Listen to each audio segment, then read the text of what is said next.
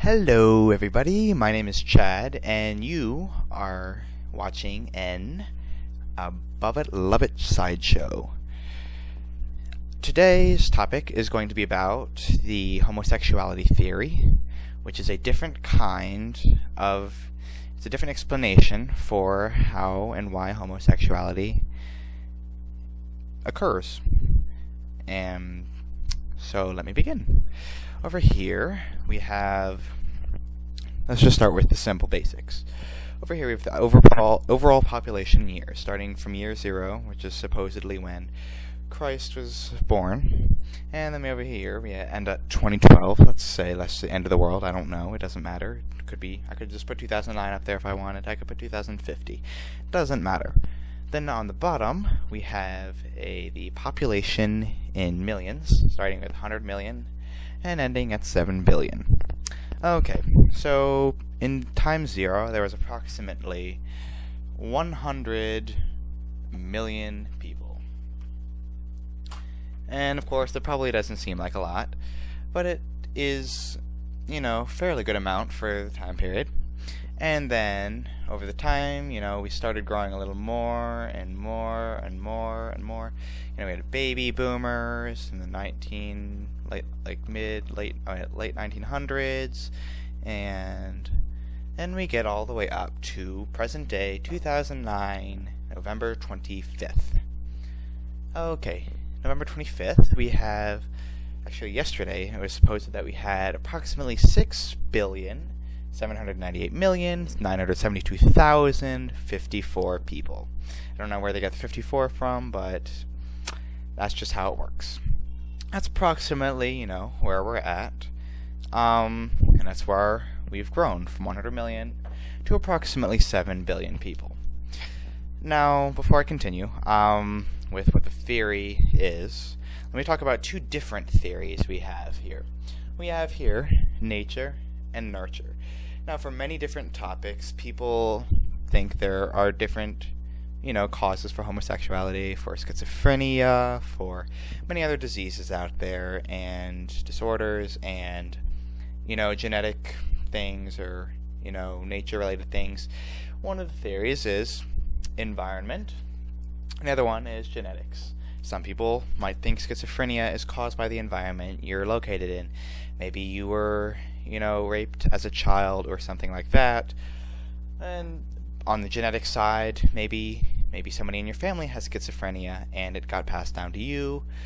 And there's many different other things like Lorenzo's oil and, other different diseases and things that work for certain people and don't work for others. Like some people are allergic to milk, some people aren't, why, and things like that. Well, these are the only two that most people think about and use. But there is a third one for homosexuality that most people don't ever really talk about, and I'm not even sure most people even know about. But there is a third one that defines this theory that might very well explain a homosexuality either exists or is on a rise, and etc. like that. I myself am a homosexual, and I do not think it is the environment or genetics, because I'm in I wouldn't say terrible environment for being gay or lesbian or anything, but it's not a very pleasant one. Could always be worse. And then I don't think it's genetics, because nobody on either side of my family is gay or lesbian or transgender. At least, not that I know of. I've seen all of them, because my dad is the head of the family tree. And unless they're really good at hiding it, they're not. So, brings me to the third choice, which mostly applies to our time at now. And that is overpopulation. Now this one can help explain to us why homosexuals are on the rise, if they are indeed on the rise, or why we exist as people.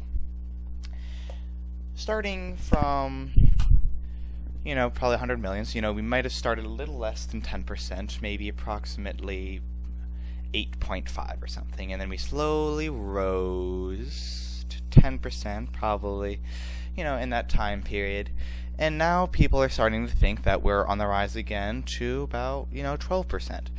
So the question is, are we just coming out more, or is it indeed because of one of these factors up here that there are more gay people out now, that maybe environmental is the cause, which I highly doubt, but because most people you don't choose to be gay, it's in your head, so that basically I don't like this choice at all.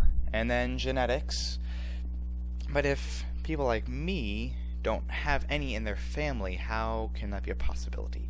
So that doesn't work, and it leaves us with overpopulation. Well, this has been tested pretty well on both mice and monkeys. They started with mice, and they filled a box, probably about I don't know how big the box was, but it was fairly full, and they gave just enough room for them to eat and drink and stuff like that. So over time, they let them have babies, and the box grew bigger and bigger and bigger, and then they required a little more food. So they gave them the amount of food they needed. It wasn't any other cause.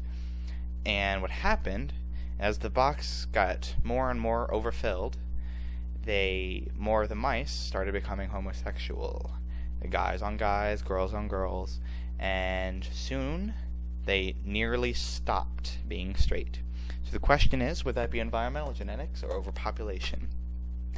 And from how it looks, since none of them started out as genetically gay, they might have had some in their history, but it's highly doubted. And environmental, there was no reason to, because they started out all straight. So how did they?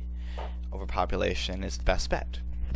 So the question now, why does overpopulation play a risk?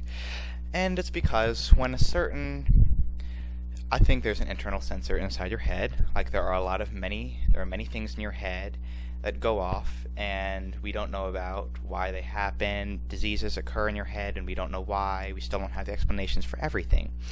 So one good explanation is this thing called the optimum density. And how it works is we believe that there is a point where you can't get any higher in your population, or where the tipping point is. And how that works is, who knows, maybe it'll be 2012, maybe that's why the end of the world is going to happen. Or maybe it could be we could hit 10 billion people, and that becomes our optimum density, and we need to be less, because you can't just have complete survival of the fittest.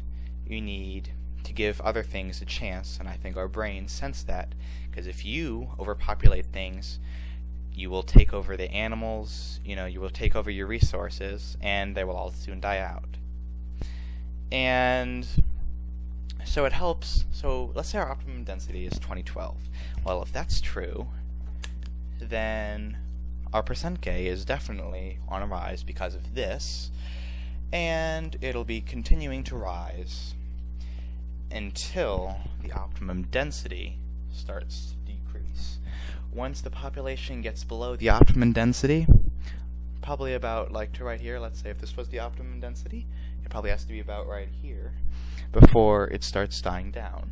So we hit the optimum density, shoot up. You don't shoot up immediately, but over time we start to shoot up. So it breaks the optimum density, and then over time we slowly get back down to our normal population size that's required that you can't get above.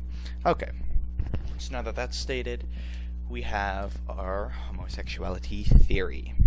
Comment below, tell me what you think about the theory, and if you agree with it, if you don't agree with it, if you think it explains why you think homosexuality is on the rise, or why these two don't explain it. Just tell me what you think. There's proven facts for these, and if you would like to see those, I can send you that in a private message. Thank you for your time. My name is Chad, and I'm signing off. Bye.